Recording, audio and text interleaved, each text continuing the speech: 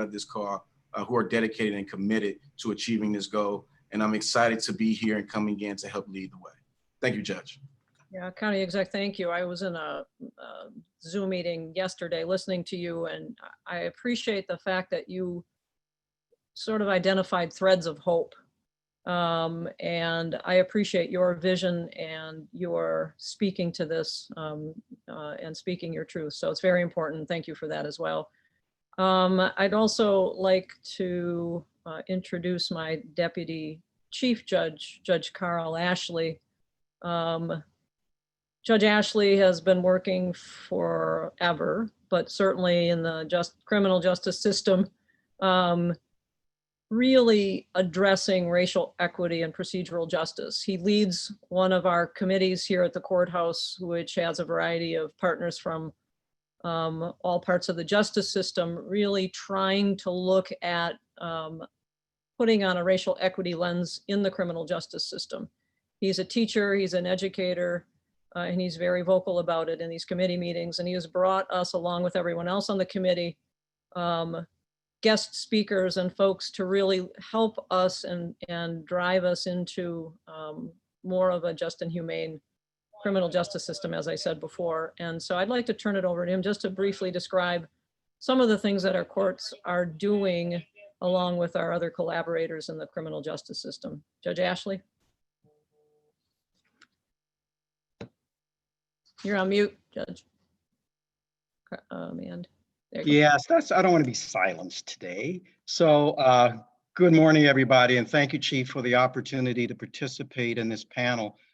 I'm just very gratified with the folks who have been involved with the Community Justice Council for so long and committed to making a change in our community. This is a great opportunity, but I do want to acknowledge our Chief, Chief Trejano, in the midst of COVID, in the midst of the recognition of long-standing issues with race in our community. She has also been a voice and a leader, and I'm honored to work under her guidance and for our justice system. And let me give a shout out to our new county executive, David Crowley.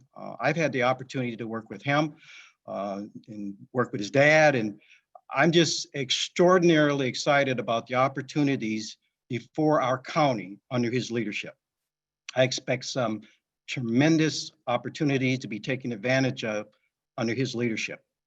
And so I don't take up too much time. I do want to address the Race, Equity, and Procedural Justice Committee, a committee that was formed many years ago, back in 2014, where internally the criminal justice system wanted to take a look at the implications of race in the criminal justice system. So even though we've got this moment in time that I think is troublesome, but there's plenty of opportunity for us to take this and move it further as far as recognizing and supported concrete changes. So since 2014, every year except for one, we've had a meeting with the internal members of the criminal justice system, judges, DAs, lawyers, law enforcement. And I'll have to say and acknowledge that we need more involvement from law enforcement. They've been at the table with us as well. And so what we hope to do is to continue that, but we've been looking inside. And I think it's time now for us to look outside and bring the community more into the discussions as we sought to try to make changes within.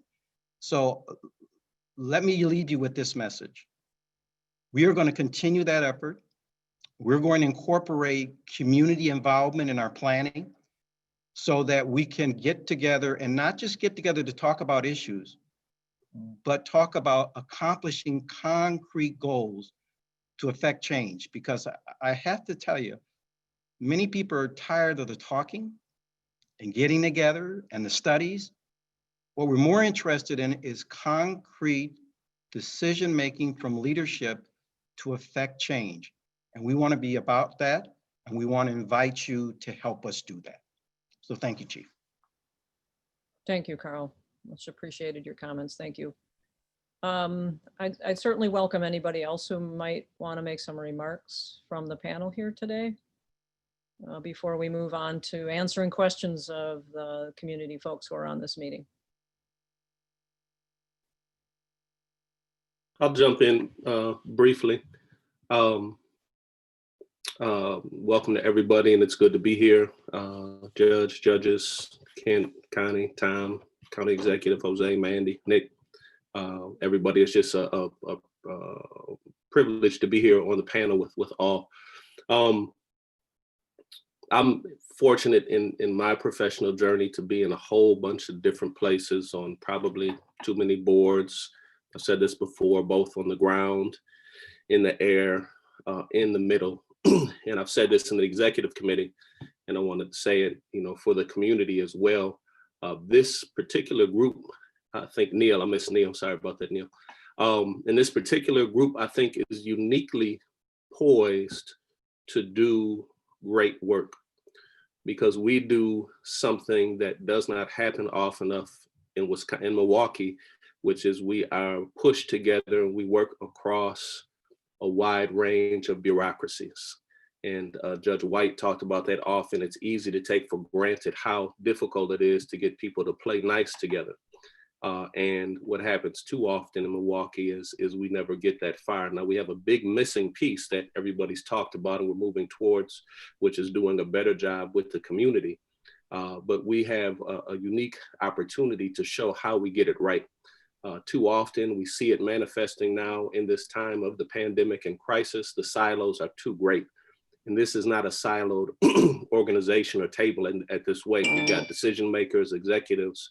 And so I want to reiterate for the executive committee, for all of us on the panel, and for the community, that this particular body, the Milwaukee Community Justice Council, I think is uniquely poised with our deliberative process, our focus on good data and good policy and collaboration to have a significant impact and lead by example on how to break down silos and work effectively together. I think it's a sliver of something that we miss, but we do it well already. And as we rise to excellence, we're going to have an even greater significant impact in leadership in the community. So that's what I wanted to say. Walter, thank you very much for those comments. Yeah, I think we've been somewhat remiss in our ability to really share with the community some of the good works that we do that are data-driven, evidence-based, that work across systems, and how we've collaborated. Even during the pandemic, those lines in the sand become erased and moved forward a little bit more as people feel comfortable and trust each other. And I've seen that happen repeatedly when we addressed this pandemic across systems to try to keep people safe. And I think being able to put that lens on the work we really need to do in this justice system around racial disparities and other issues that we're facing, I think is going to be really critical. And so if anybody doesn't have anything else to say, that's a really good segue to open it up to the community right now, to listen and to take note and to share their questions and concerns about everything from the pandemic to reform efforts that are taking place. So just one more, anybody else on the panel want to make a comment? Give you an opportunity. Chief Judge, may I make a brief statement? Yes, Nick, go ahead. Thank you. And thank you to everybody participating in this call. Thank you to everybody's comments. Really, I just would like to underscore and second every comment that's been made so far. As a representative of the Milwaukee Police Department, I appreciate that while we are proud of accomplishments we have made, there is no doubt much progress that needs to be made. We find ourselves in a listening position. The both local and national conversations that are being had are significant and important. I know that universally law enforcement is really disgusted by the actions that occurred out in Minneapolis. But we also know, and we're not naive enough to think that, excuse me, that is but a microcosm of greater issues. And so we don't want to diminish that either. And it's an opportunity for us to look inward as well as outward, and to continue to work in forums like this. There's great partnership here with the CJC and different perspectives. And frankly, we all have one common goal, that we want to improve our community. So we are all in with moving forward and working collaboratively, even if that includes, and we'll have to include, some hard conversations. So just looking forward to continuing that listening process. So thank you, Chief. Yeah, Nick, thank you for that comment. I appreciate it. Anybody else?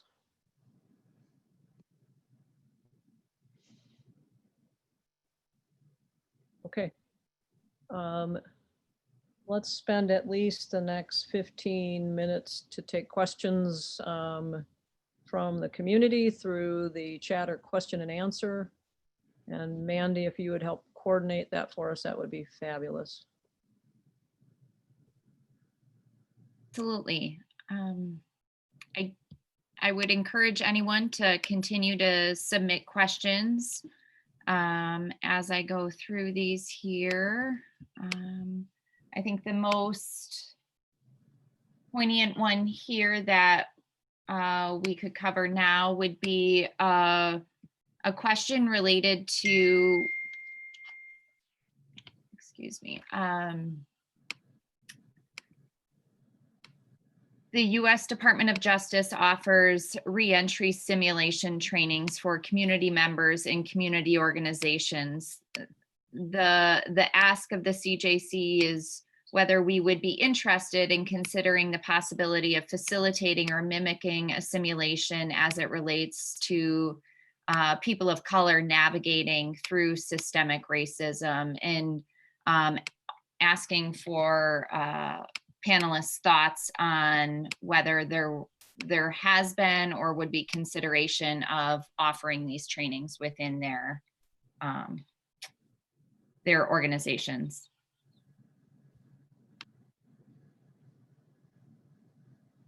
Comments from the panel?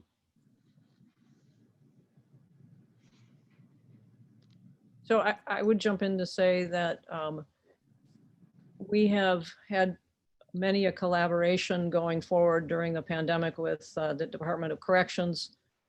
Neil Thorson is on as well. We have had an opportunity to speak with Secretary Carr about the Department of Corrections and talking about reentry. So I think I'm intrigued by these simulations and the possibility of looking at that. So absolutely, I think it's important to take a look. Neil, has the Department of Corrections been collaborating at all in reentry programs that you might want to talk? Yeah, so for the reentry simulation we typically offer that once a year. The last event was held at Employ Milwaukee. They were the host, and an organization from Madison came to help facilitate. And we had a large number of staff take part, including myself. It was quite eye-opening. And I do like the added commentary with respect to making sure that it's refracted through the prism of equity and racial equality and the challenges that are unique to our clients that are returning. I would be interested in some further discussions on that front, and I'm quite sure through the Reentry Council, which is a subcommittee of the Community Justice Council, you would find a lot of other individuals that would help bring this to fruition. So I'm sure a lot of you have my contact information. I would be more than happy to speak with whoever came up with this excellent idea and see if we can make it happen. Judge Ashley? Yeah, first of all, Michelle, good to hear from you, and always a pleasure with your emphasis on making change. I've not had the pleasure of being involved in the reentry simulation, but I have had the opportunity to be involved in the poverty simulation. And if it's anything like that, it's very palpable. As a judge, it allowed me to understand the impact that certain things or requests that I had on individuals. And it just opened my eyes, literally opened my eyes. So simulations, in my mind, can provide an actual opportunity to someone to get in someone else's shoes, to figure out what the implications are, and have you be more empathetic and understanding of some of the barriers.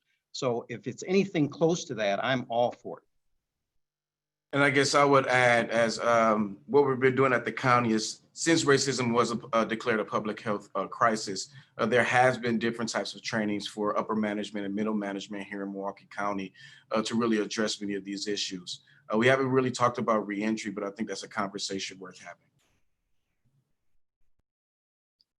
Just want to recognize Sheriff Ernell Lucas has joined us. Thank you, Sheriff.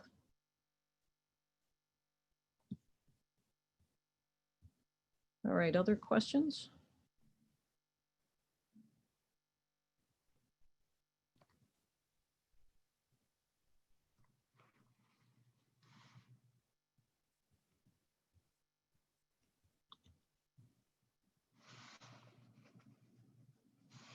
There's some in the question and answer. I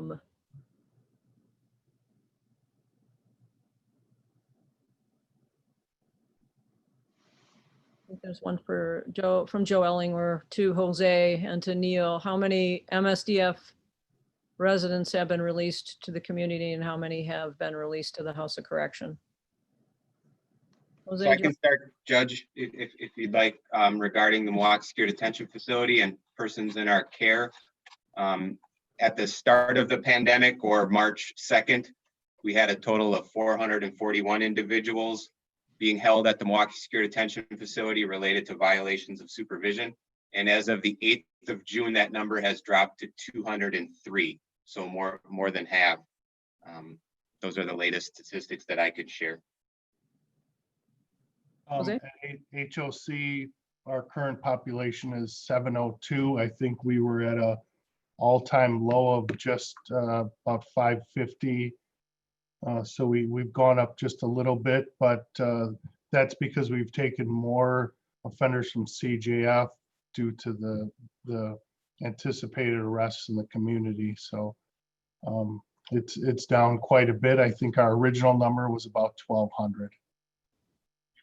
Thank you. Joe, thank you for that question.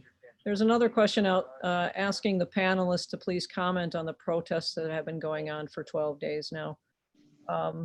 Pastor Lanier, I was wondering if you might comment on that. I know that I've heard a lot of good things about your presentation to the Mental Health Task Force concerning what's transpiring in our community. And so I think your words would be important to hear. Okay, appreciate that, Judge. I think I would say for starters that we should remember the dual catalyst for the protest. One was the inhumane murder of George Floyd under the knee of Officer Chauvin, and with the weight of 3 other officers on his back caught on film. And so cause and effect are really, really critical. So that's one cause. The other cause, of course, is a frustration, and one of the reasons for the existence of this council with the justice system to provide equity that has so often been asked for over the years and centuries. You know, as Dr. King said, you know, we brought this check to the American justice system. We want to cash it because a promise was made. So that context should never be forgotten. I think for me, the protests represent both a tragedy and a triumph, and they'll be ultimately triumphant if we move our justice systems and our other systems that have systemic racism embedded in them. If we move them, if we move the needle on those, they'll be ultimately triumphant. Why do I say it's tragedy and triumph? Because we're in the midst of a pandemic. And we're in a pandemic where people should be staying inside and doing social distancing to save their lives. But similar to what happened at the April 7th election, where we had that same choice where wisdom would have dictated and safety would have dictated stay in the house, the triumph is that the heart of the people and the passion of the people are towards justice. And so we should never miss that thread. That is the heart and the passion of the people are frustrated.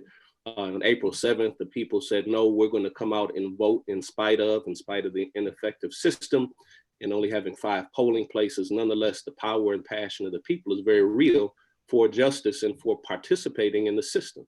And then similarly here, where it's not, medically wise to understate, to be out, but the heart for justice and the passion for justice and for elevating, changing, reforming the system in a manner that it's responsive to cries for justice is so strong in the people that the people continue to march. And I think those are the threads that I would lift up for all of us is this is a cry and a rage and a push to get the system to fulfill the promises that were laid down long before any of us were even born. And so I go back to what I was saying earlier, we have a unique opportunity, this group, to do that. So I honor the protesters, I honor their commitment to the right to protest, the right to express, and to push the system. And I pray that our community will be responsive and finally proactive. I know somebody said today about meeting after meeting after meeting, not the Zoom part. I'm talking about our solution meetings that we have over years in Milwaukee, where we do a lot of meetings, a lot of solutions, a lot of documents, and never quite get our way to executing. And so that is my hope. And so that's the duality that I see. I see tragedy and triumph. If we will ride this moment and elevate our commitment to justice in creative ways and new ways, hear more clearly from community and partner better with community, then we have a great opportunity to lead in that way. I absolutely believe that. So those are my thoughts about what's happening in with the protest in this season in Milwaukee and nationally and globally. Walter, thank you. I appreciate your comments. Other thoughts from the panel?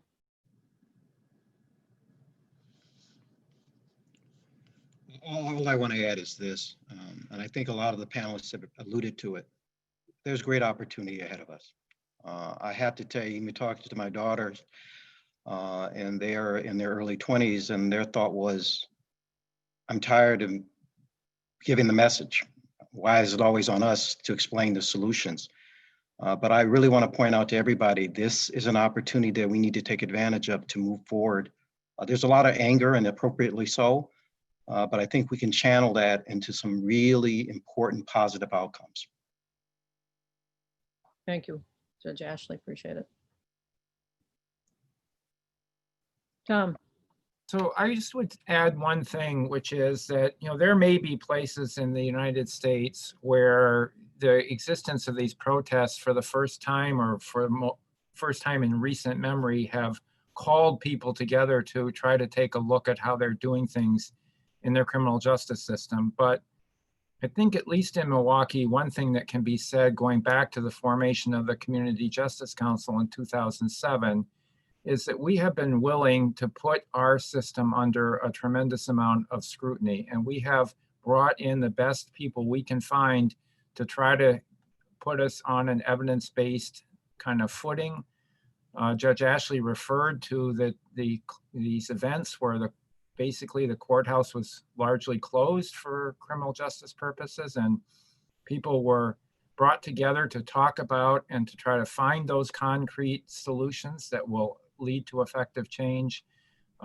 We are part of the MacArthur Foundation Safety and Justice Challenge Grant.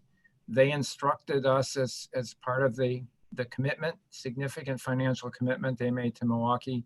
We want to see the jail population in Milwaukee go down significantly. They gave us a target around almost 20%.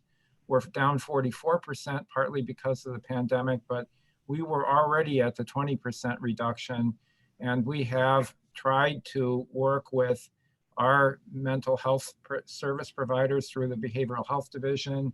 We've worked with the county housing department. We have done a number of things. I don't want anyone to misunderstand what I'm saying. We have a massive amount of work to do in this community. Our criminal justice system is not the system that the community would want or deserve, but it has made significant progress, and it's not starting from a dead stop. It is starting from a place where we have had it under scrutiny and under pressure, and we've pressed on every single entity within the criminal justice system. Business as usual is not acceptable, and we are not going to stop until we get it better and to get the kinds of again, concrete steps that will lead to effective change. So I think it's just important to make note of that.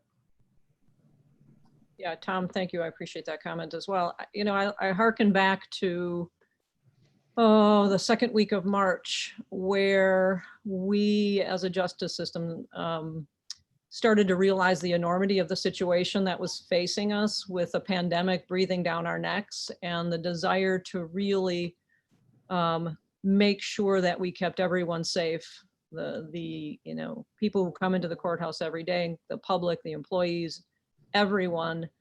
And because of the vehicle of the CJC, we were able to bring us all together, shut down our system in about 2.5 weeks. And as John Chisholm often says, we redesigned it, right? And it's because we had those collaborations in place. We couldn't have done this without that. And listening to folks about, you know, the details of what we needed to do then to slowly move back up through video conferencing and YouTube and whatnot. So, you know, we should feel the same urgency with the protests going on, with folks who are asking for reform, to take a look at this as a group and act with urgency, just like we did when we shut down the courthouse. We can rebuild it back up in a way that's more humane, in a way that responds to racial equity, and really work together to do that. And I know we can. We have a lot of work to do, as Tom said, and I think Nick said as well. But I think we have most often the right people at the table to do that. And we will continue to let others in with really good ideas, because we often put on sort of those glasses about what we know to be true about our system. I think the protests have certainly opened our eyes to different ways of doing things, and, you know, shame on us if we come back up the same way. Other thoughts? I know I'm trying to look. Mandy, do you see any other, am I missing questions here? There is a question from Hannah Jewell from Fox 6, who asks, what are panelists' thoughts on defunding law enforcement? Should some money that goes to law enforcement and perhaps even incarceration now be better spread to other social services, such as therapists instead of police, response to mental illness calls, and to help with the homeless population? And the last question being, should we incarcerate less? So I just wanted to offer up that question for anyone on the panel who would like to speak directly to the question, but then also maybe talk a little bit historically about what we have done with the MacArthur Safety and Justice Challenge work. I think I'd be happy to tackle this one to start. I do think we need more funding in the community for essential services for people in need. I don't think there's any question about that. And if you asked police officers, I think many of them would say they don't want to be the front line for mental health services. They don't really prefer to be the front line for people who are homeless. And too long in our community and elsewhere, we have not funded the services we need for those types of concerns that exist in every community. And I think we've seen that that a therapeutic intervention for folks suffering in a mental health crisis, we've done a lot of collaborative work between the police and housing advocates that has helped our homeless situation in Milwaukee. Anytime you bring in the specialists in a particular area to actually minister to the people in need, I think you'll ultimately always find a better response. And I think we just have often laid those responsibilities at the feet of law enforcement, frankly, and I don't know that they've asked for it. I think we've given that to them as a community. We just have to make the funding of these other services a higher priority. How that happens, I don't know that that I have a solution to that, but I would say, and I've long said, and many officers would say, that we need to improve our response to folks suffering in crisis, just like we need to strive for ways to think about the community being a healthier community overall. And what are those metrics of being healthier that will make us safer. You know, for a long time, some of us have been involved in discussions in this community and some work in this community that has been about how we can have a healthier community, how we can have a community that feels healthier and is healthier, because that creates more safety and makes people feel more engaged with the community at the end of the day. And so, no question, there needs to be more of that. And we've done some of this, just to quickly finish with, through the MacArthur grant. We have had a focus on steering people away from the criminal justice system. That's built on what we've done over the last 12 years or so in the criminal justice system here in Milwaukee, of reducing the population from Milwaukee County into the prison system. It's been done very effectively. Could there be more done? I'm sure there can be, and I think these last several weeks have told us this. I think that, but we certainly have seen a reduction in the prison population from Milwaukee, and we've seen a reduction in the local jail population here in Milwaukee too, and that's because we're focusing more on the root causes of what bring people into contact with law enforcement, and how can we better solve the issues that people are struggling with, whether it's addiction, whether it's mental health, and not use our criminal justice system as the sole responsive agency to cure these things, because it clearly historically has demonstrated not to be effective in that regard. I just want to say, just to add on to that, thank you for that explanation. A lot of times when we hear defund or divest, it automatically goes to the extreme. And I think that Kent hit it really on the head. The police department is really catching the burden of the fact that we're not properly investing in education, that we're not properly investing in mental health programs. And we have to realize that as a result of not properly investing, that puts a great burden on our police department. And so we have to also figure out ways that we can also empower and give the community a level of accountability when it also comes down to policing our communities as well. And I say that because, you know, we can always go back to the national stories about how people pretty much misuse the police department as well, whether somebody is barbecuing, whether somebody's bird watching, so on and so forth. So I think that when we talk about, and you hear people talk about defund or divest from the police department, it's really about making sure that we're making smarter upfront investments so we're not spending much more money on the back end. I just, no, go ahead. Go ahead, Judge. No, Nick, you go ahead first. So first of all, I second the comments from Kent and then from our county executive. There's no doubt been an exceptional burden on the police department to carry the load for many of these social services that were identified in the question. And frankly, it would be more appropriate to be in the hands of those subject matter experts, those trained specifically in that field. And I think we all benefit from that. And what I don't want to do is engage in hyperbole, and I appreciate the county executive's comments to that. And certainly we can come up with some fantastic examples. If you had no police, well, what if somebody called because they were shot, and so on and so forth.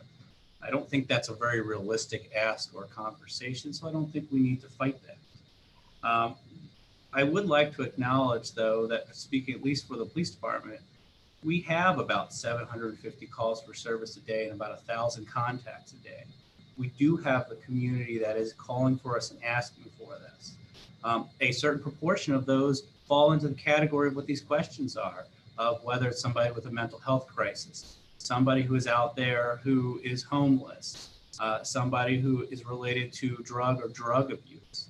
And those are ones that generally the police become the first responder to. And I think that the collective conversation needs to steer towards, and I think my colleagues on this panel would agree, to those that are best suited to address those. Because if you are responding to mental health with a police officer, our tools are limited to using those that have been enabled for law enforcement. And I think we can all agree that an arrest of somebody with mental health is often not the appropriate solution. So I totally agree that we do need to, and I think this is really a message across the nation with law enforcement, that we need to increase the funding. Now, at the expense of law enforcement, as you might imagine, I certainly would dissent to that. We had an example of divesting in the police department last year. There were 60 officers cut from the police department. We're at our lowest ranks in over 20 years, just because I only have the data back to 99 offhand. We had over 25 civilian positions and about $1 million in our operating budget. As of this morning, we're at a 115% increase in homicides and a 36% increase in non-fatal shootings. Now, I'm not here to say it's a 1-to-1 ratio, but there's certainly a correlation. After 2 years of having a dramatic decrease in these violent offenses, this year our homicide rate is over double. So there certainly is a role of law enforcement, obviously, in addressing the criminal behavior. But simultaneously, there is an increased role for those other social services, because how many violent crimes, how many sexual assaults, how many of these major Part 1 crime offenses have underlying roots in those social service issues that we're addressing? So frankly, we need to address the underlying issues and not just the outward actions in order for us to have a systemic improvement. And I think confidence in the entire criminal justice system. So it's a long way to say I totally agree with the comments that are here. I suspect I'm going to totally agree with what Judge Ashley's about to say as well. It's obviously, it's a complicated issue. And then I hope that all of these decisions, financial decisions in particular, are done with reason, and they're not just done as an overreaction. And I think that's something we could also all agree on, because we all played a very important role in moving this forward. We all have exceptional challenges ahead of us. Thank you. Thank you, Nick. Judge Ashley, brief comment, and then because of the time, I'm going to ask us to move to Connie's presentation, but we really, I think, want to commit to having these community meetings. If they are by Zoom, certainly we'll do it that way, hopefully in person at some point. But now that we've got one under our belt and it seems to be working in terms of the technology, lots of good questions. I still see some in the question and answer, but hopefully we will have more and people will get more of their questions answered as we move forward. So Carl, one last comment. Yeah, I just want to say that I simply agree. We need more resources to support people's health, better outcomes. And that starts early, not just with the criminal justice system, but just generally more resources to support people having better outcomes for themselves and their families. That's all. Yeah, thank you. Thank you, Judge Ashley.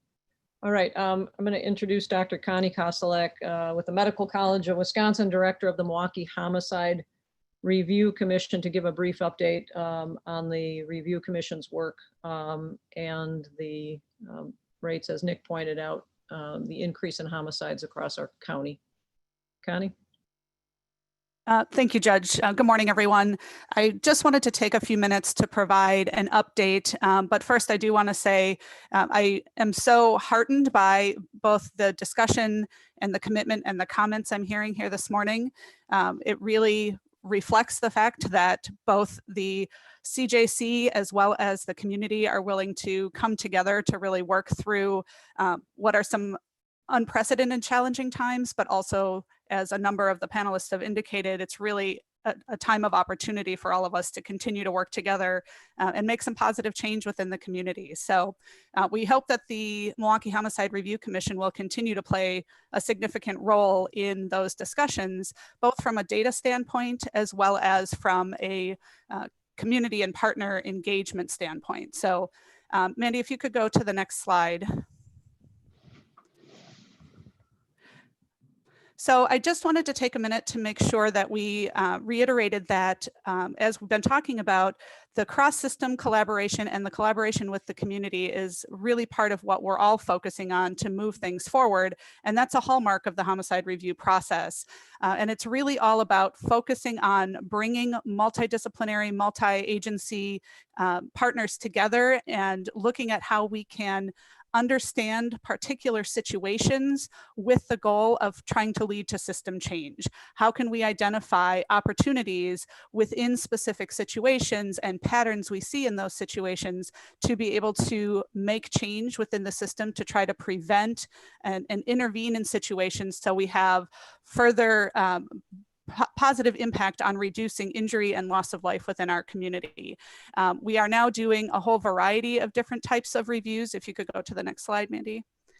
We're doing a whole variety of types of reviews, and as Nick indicated, particularly with the increase in homicides and loss of life due to both homicides and overdoses, as well as due to we have a lot of injuries occurring with shootings and with domestic violence incidents currently. part of that seems to be influenced by the COVID-19 pandemic as well. So we're really re-emphasizing making sure that we have various types of reviews going on, and that we are getting into the details to really try to come up with more recommendations on how we can impact things at a system level going forward. It's been challenging, as you can probably imagine. We're all experiencing a virtual meeting right now. We've had to transition the meetings for the reviews to a virtual format, which has its own challenges with it, but also gives us an opportunity to try to bring people together in a new way. So we have a number of different projects that are going on. So you can see some of those highlighted on the screen currently. We are doing actually a strategic planning effort that we will end up rolling out in the next few months to look at where we are headed and how we can enhance and the work that we're doing to contribute to what's happening within the criminal justice system as well as with the community. We are embarking on some additional research efforts. One of those is related to sex trafficking. But then one of the big things that we've been working on for a period of time in collaboration with the CJC and with the Milwaukee Police Department is the development of data dashboards, specifically surrounding incidents of homicides and shootings. So on the next slide, I just have kind of a high-level screenshot of what these are looking like. When we had the last community of the whole meeting, we were on track to have these done and released by now, between furloughs and having to shift work around to make sure that we are also addressing a variety of data needs for the COVID pandemic and related issues, as well as increasing our attention on the actual review process. We've had some delays in getting these finalized and rolled out, but we're really excited that they are close to completion. And the whole idea is to be able to provide more data to the community and to stakeholders, increase transparency, and provide a much more interactive way to understand trends on what is going on across our community. So this is just one of the screenshots of one of the tabs of the dashboards. These are very interactive in the sense that you can look at the data in various ways. You can look at things geographically, look at characteristics of the incidents, and it's really intended to provide a more complete picture than a static report of things that are happening across the community. So those are nearing completion, and I'm really looking forward to not only releasing those, but then having continued dialogue with various stakeholders and with community members about what we can do to support understanding what's happening within our community in terms of these serious incidents related to loss of life and serious injuries incidents that are happening. So I only wanted to take a few minutes. I know that we are probably close to our hour already, but would certainly, if you flip to the last slide, Mandy, would welcome any questions now, or certainly feel free to follow up with me directly by email or by phone. Always happy to connect with anyone on an individual level. Connie, thank you so much for that review. We appreciate it, you being here today. We're actually at the 10 o'clock mark. Again, acknowledging there are still questions in the question and answer box, but we are hopeful that we will be able to continue these discussions on a regular basis with the CJC Executive Committee. But we wanted certainly to honor people's time and keep this to an hour. I suppose we can talk about next time extending it for a lengthier period of time, given the number of questions in the question and answer box, but we will take that up. So with that, I want to thank everybody for coming into this Zoom meeting. I think we had about 90 participants. I want to thank the executive committee for taking the time here today, and hopefully we will meet an executive committee session and have more conversations about how we can better get out the information to the community as a whole, especially as we move forward with reforms in the system. So thank you, everybody, for your time. Please stay healthy. Please stay safe. Thank you. Thanks, Chief. Thanks, everybody. Thank you, everybody. Thank you, everyone. Thank you, everyone. Thank you. David, I'll see you. All right.